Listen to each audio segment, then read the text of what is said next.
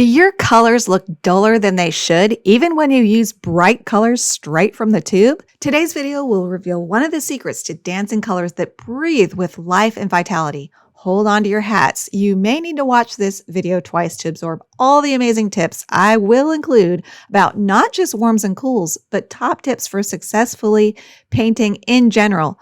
But hey, that's true of all my videos, so be sure to check out my must binge list that I promise will give you tons of aha painting epiphanies, even if you paint in acrylic or oil or pastel or Kool-Aid. I'll link those in the description and pinned comment. Let's start with the juiciest part where I lay down those first colors, and later we'll rewind to the very beginning so I make sure I include everything you need to know to master this crucial bit of painting wisdom. More about my paint colors, other crucial supplies, how I painted the background, and much more. We're going to watch all the footage, but for now, let's watch the first bit of painting, then go from there. Here we go. All right, so here we are. We've got my 12 long round Aqua Elite. It's a Princeton Aqua Elite brush. Love this brush. It's synthetic and it holds a lot of paint, but it has nice spring to give me really good detail on the tip because it's a long round. And what I'm doing first is getting most of my bird wet. Now notice I'm painting around the eyes and I've got a little bit of yellow in my water. And I do that mostly so y'all can see where I'm painting. But notice I leave a few sparkles of pure white. But let me give you my first juicy tip for how you can enliven your colors. We're not actually going to use this technique in this painting as much, but you can use a technique called optical mixing for your reds. And you can paint an underpainting of yellow, a darker yellow than what I'm doing here. Let it dry completely. Then paint the red over that. It will enliven your red. I'm not using this technique in this painting because I'm going to do other things. That's the cool thing about watercolor. You can do so many different approaches to painting a painting, and you can find what is comfortable for you. If you want to watch a video of me exploring 3 different ways to paint the same thing with watercolor, you can watch my glittery Christmas ornament tutorial that I did, and I will link that in the upper right corner. But notice what I'm doing here. I'm painting with red, and later I'll share the exact colors I'm using, the exact brand and color. But what I want you to notice here is, am I painting with just red for a red cardinal? No. I'm painting with some yellow and some orange and some red. I'm using a variety of analogous colors. What are analogous colors? They're colors that sit next to each other on the color wheel. There's red on the color wheel, and right next door to it is orange with a little yellow added to it. And then next door to that is yellow. So putting analogous colors next to each other, they really make your colors vibrate. But here's the really number one tip I want to share with you on how to make your colors really vibrate, and that is to use both cools and warms in your painting. So what is a warm version of red? It's a red with yellow added, which is orange. But let's go in the other direction. What is red with a little blue added? It's purple. So notice how I added a little bit of purple red here too. And then on his back, I made his back feathers a purple red. Basically a purple. It's not even a purple red. So those warms and cools are all in the same general area, and they're playing off each other to really enliven each other. The analogous colors. And later, I'm going to show you footage of me painting the background. And I'm going to use another crucial trick to making those reds vibrate. So be sure to stick with me through this whole video. But I'm continuing while my paper is wet to drop in red, but not just pure red. In some areas, I'm using a more purple red. In other areas, I'm using a more orange red. I'm also leaving little sparkles of pure white because that also adds sparkle to your painting. And where I want really clear, clean whites, I paint around the white paper. Like in the eyes at the very end, I'm going to add what I call the jewelry. I do have a whole video about adding the jewelry to your painting. And that is the final little tiny details like the sliver of millimeter wide eyeliner that I'll leave around the eyes of this cardinal. And look, I just blotted part of the wing. This is another thing I want you to notice. Am I making my cardinal all a flat red, medium red? So many beginners do that. They, especially with something like a cardinal, that in real life really is all a flat, medium red. But in art, that's not very interesting. So that's where values are important. You want lights, mediums, and darks. But we'll talk more about that later in this video. By the way, I do have another video about color theory that shares even more secrets, like using gray to enliven color, which I'll link here. And remember, when you click a video suggestion in the upper right corner, it won't take you out of the video. It will just queue it up for you to watch later. So I'll link that ColourPop video here. And by the way, I pack all my art videos with my very best aha moments for free. So be sure to check out my binge list in the comments and in the description. My promise to you, they will give you an overwhelming amount of my very best aha moments. Those aren't behind a paywall. Those gems are sprinkled throughout all my free videos on this channel, and that will never change. So be sure to subscribe and don't miss any of my videos because they are packed full of hidden art gem treasures. And just a note you should know about this painting. As of this recording, this isn't completely done because it hasn't gone through what my students know as the crucial futzing stage I do at the end of each of my painting processes to add the final crucial magic. So to see that and to watch this in real time with even more mind-blowing amount of in-depth explanation that I should probably charge more like $200 for course level instruction, but it will join my library on Patreon of almost 200 similar in-depth tutorials for a very reasonable low monthly charge to you. And that gives you access to thousands of dollars worth of tuitions. It is a crazy deal, but hey, these are crazy times we are blessed to live in. So anyway, when this painting is finished, yes, I'll share that more in-depth tutorial that will be in real time, not sped up, on my Patreon. Before we go any further though, real quick, I'm Rachel Parker Varner, and I teach not just the how, but the why of watercolor, so you move along your painting journey a lot faster. And even if you don't paint watercolor, you'll learn so much about how to craft a painting and many of my tips I share.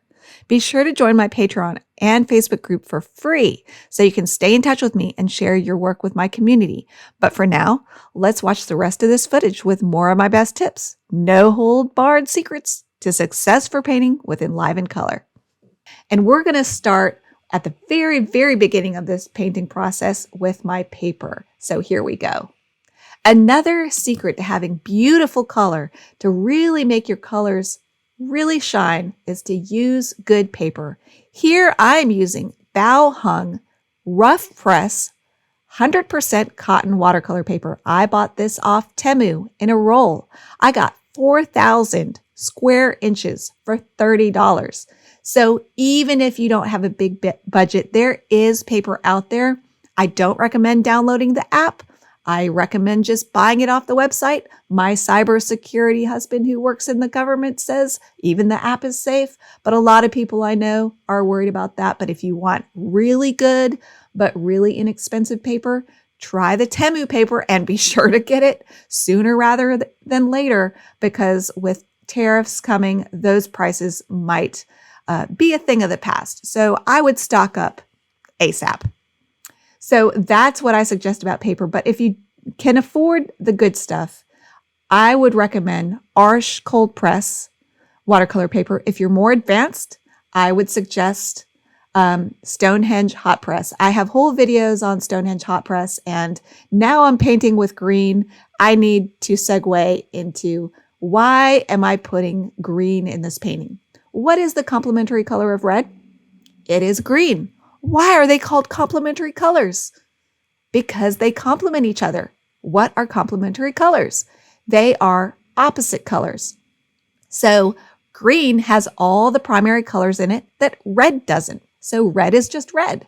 So what does that leave us? It leaves us with yellow and blue. What's yellow and blue? Green. So green is the complementary color of red. And that's why you want to put some of the complementary colors of the color you really want to show off. Here we want to show off red. So I'm putting some soft greens in the background. I floated in a little bit of Daniel Smith permanent green light in the bird while the bird was so wet, still wet. So it would combine with some of those reds and dance with the reds. But also I made a point to put green in the background. Why? Because it's the complementary color of red. Up here, I'm painting the beak orange. I left the beak completely dry because I wanted the orange beak to be super orange. So I didn't want the colors to mix with it. So I painted it separately. Whenever you want to keep a color really bright, you paint it separately from the other colors, meaning you paint it on dry paper or after the other colors have dried. And here, which is beyond the scope of this tutorial, but may I just add, here I'm using a stiff scrubber.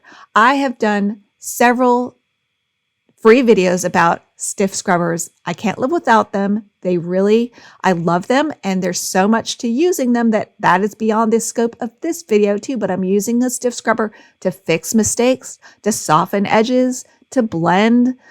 You do need to use it after your paint dries. You need to use it on good paper like Arches Cold Press or bow hung so that you can use scrubbers. But here we're moving into the stage of the painting where we're doing the smaller details. I'm using a 00 brush. And while I do this, this is probably a good time to tell you exactly the colors that I use, because I know a lot of you really want to know the exact paint colors. You think that's important possibly because you're a beginner, and but I'm here to tell you getting your values right is way more important than get your colors right. And if you learn how to make your colors pop using color theory, like what we discussed in this video, you don't need to get the exact paint tubes that I use. You just need to use the tricks and get your values right. I do have a whole video, one of my favorite 10 paint colors, which are most of these, but my palette has changed a little bit since that video. But I'll link that video in the description. But while I add this black, which I mixed, by the way, from ultramarine blue and probably pyrrole orange, doesn't really matter, but I did mix it. You can use a flat black from the tube if you're a beginner. For a smaller area like this, it's not really going to matter. But let's start at 12 o'clock on my palette and go clockwise. That's Holbein Aureolin, the yellow. Then it's Daniel Smith Permanent Green Light, that green. Then I have Winsor Green Gold. Then I have Holbein Opera, which is fugitive. And, you know, when you join my Patreon, I'll talk more about what to do if you use a fugitive color in your painting. Then I have M. Graham Naphthol Red. Then I have Daniel Smith Lamp Black, which is a magical color that I talk about in my chick video. I'll link that either here or in the description. I have Cobalt Blue for my blue that I use to mix medium values. I have Cerulean Blue, which I use to mix light values. And then I have Ultramarine Blue to mix my darkest mixes. Then I have my new favorite color that I've just added to my palette in the last year, Daniel Smith Transparent Pyrrole Orange, which I used in this painting as well. All right, I'm now using a 4 round Silver Black Velvet. These are my other favorite brushes, are Silver Black Velvets. This is a size 4. I use my size 8 a ton as well when I'm not using my 12 long round. And here we are going into more of the final details where I'm adding the little pops of details. I'm adding after everything is dried. You can go and paint another layer of color over what you've already painted. So I'm painting another layer of red over the areas of red I want the deepest and darkest, like in the shadows. I'm painting around the little toenails to add that little bit of jewelry, those little tiny details. I'm playing with the background. And this is another thing that you're going to see me do in my tutorials. I make mistakes in my tutorials and I leave them, and then I show you how to fix it, because I think the number one skill that you need to become an independent artist is realize, one, watercolor is all about making mistakes, then fixing them. Like what I'm doing here. I'm erasing out some of the stuff I don't like with my stiff scrubber. Watercolor is so fixable. And that's one of the things that you get when you join my Patreon and you watch these in-depth tutorials. In every single tutorial, I make mistakes and then I show you how to fix them, whether I use watercolor ground or a stiff scrubber or another fixing technique. There's lots of them. Magic eraser. I'm not trying to hold anything back in my free video. It's just our time is limited. Here I'm putting in a pop of Holbein Opera. That's another little trick I like to use to enliven paintings is put little pops of red or little pops of Holbein Opera to really add that extra sparkle to really make the painting really pop. And I'm using a little bit more red. So this is what you can do as well. You can paint a layer, let it dry. Then you can paint more color on top. You can use optical mixing, which is beyond the scope of this tutorial as well. But be sure to watch my Basset Hound tutorial where I use optical mixing. And if enough of you are interested in learning more about optical mixing, then I will be glad to make a video about that. Just ask about it. And here I'm using very swishy strokes of, here's another little good tip with tube greens to make them look less synthetic, add a little touch of red to them. So I'm adding a little touch of red to this green and then I'm swishing on real fast, not even thinking too much, holly shaped leaves and putting in a little bit of berries here and there. I'm painting intuitively. I'm putting something down, seeing how I liked it, then adjusting from there. I'm an intuitive painter, which means I put something down, see if I like it, and adjust from there.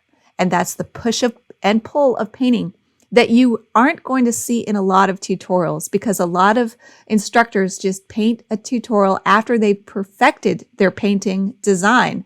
And they just show you the 1, 2, 3, first do this, then this, then this, then your painting's done. Well, in a real painting situation, that's not how it works.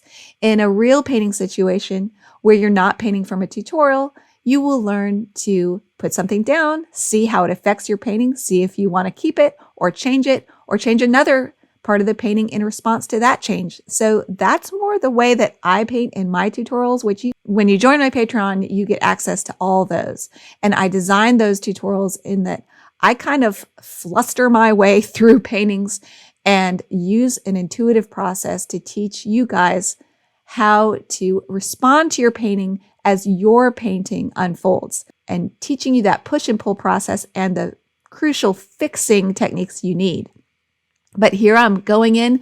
Ooh, I'm doing a little bit of optical mixing, y'all. I've got all this red in, then I let it completely dry. And then I put in a little bit of glaze of cobalt blue over the deepest, darkest shadows to enrichen them and enliven them. And I love using this technique, especially cobalt blue. It's a little chalky. It's really fun to let your paint completely dry and then paint over a few places with cobalt blue, like in the shadows. And because cobalt blue is a tiny bit chalky, it sits on top of your colors and it's a beautiful final color to lay on the very top layer when you're using optical mixing techniques, which is basically painting a layer like you would.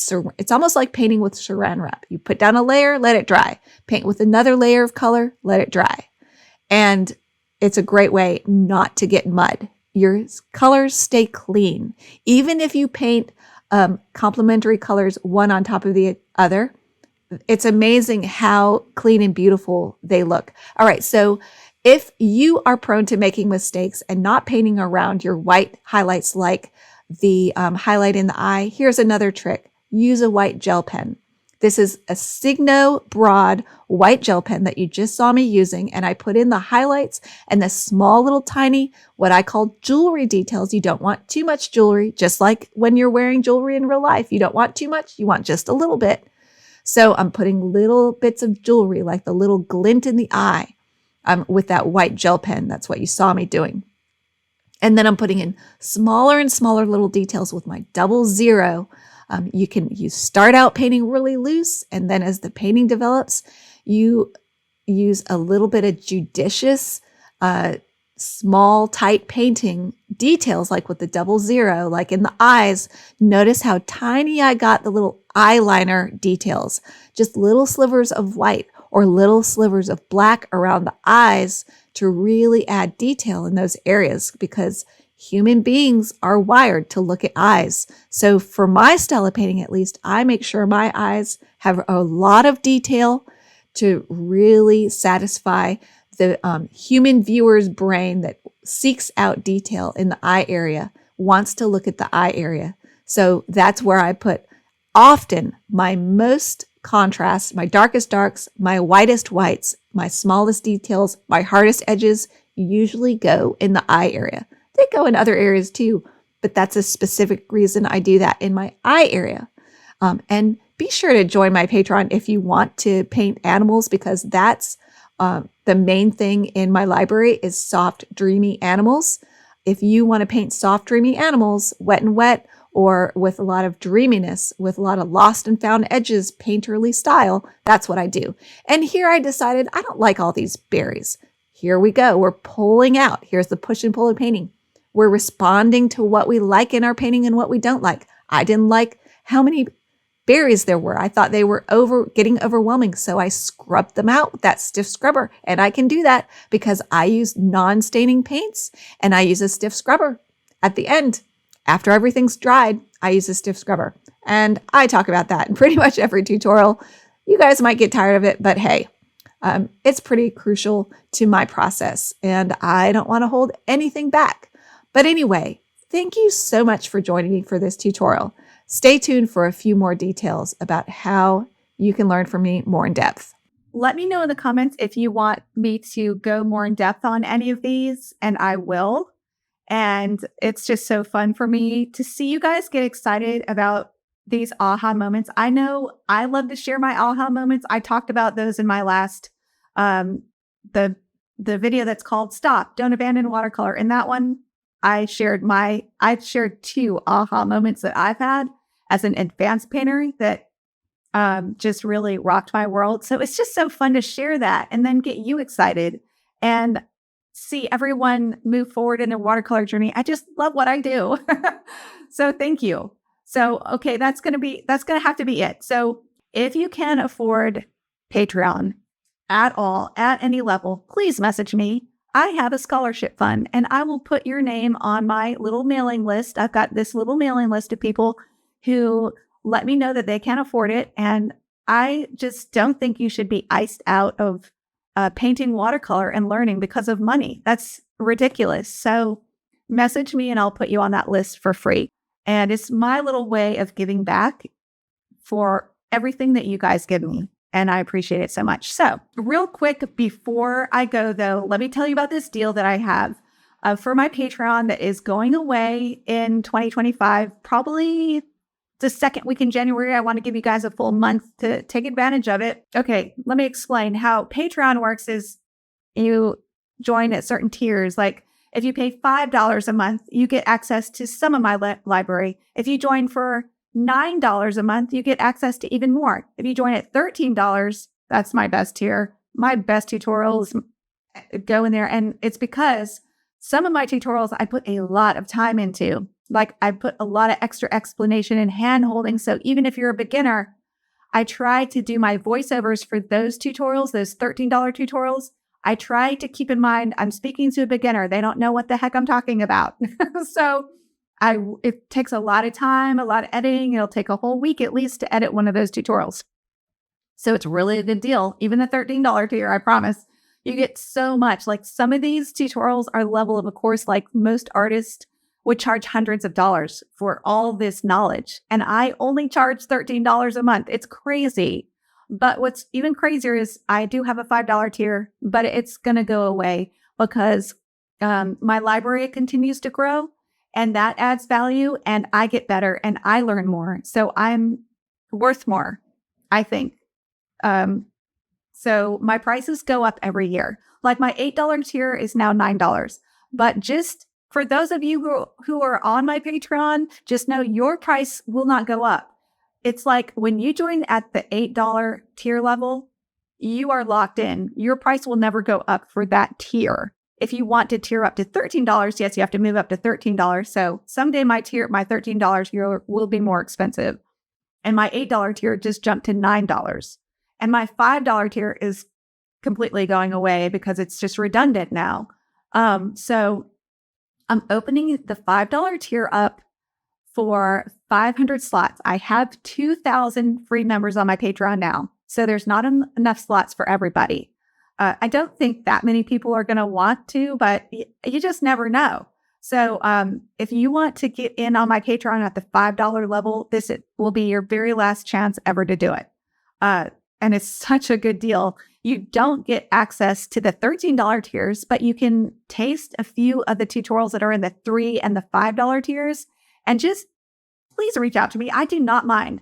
Message me, tell me what you're interested in learning, and I can suggest tutorials to you. I love doing that. So don't feel like you're bugging me. You're not bugging me. You can, when you join my Patreon, you kind of step up.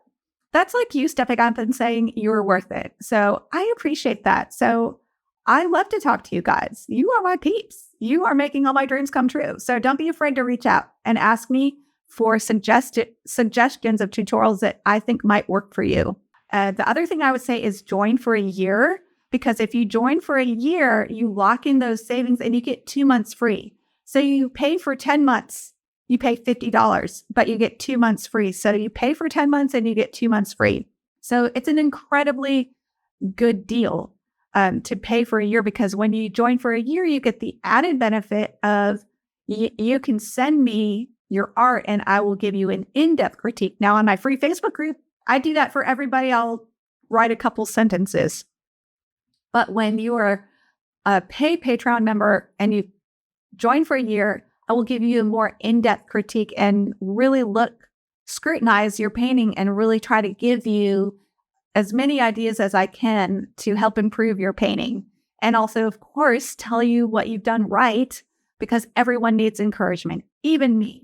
We all need encouragement, and I love to encourage you. All right. Yes, I'm going to stop talking now. I'm getting hungry. I'm going to go eat. So anyway, thank you so much for joining me for this tutorial. And I hope you'll subscribe if you enjoyed this, because I will keep bringing you this content as long as people come to watch. And so leave me a comment, leave me a like. That tells the algorithm that I don't suck. And yes, I still have imposter syndrome, and it's nice to know that I don't suck. So leave me a comment and go watercolor your world. Bye, everybody.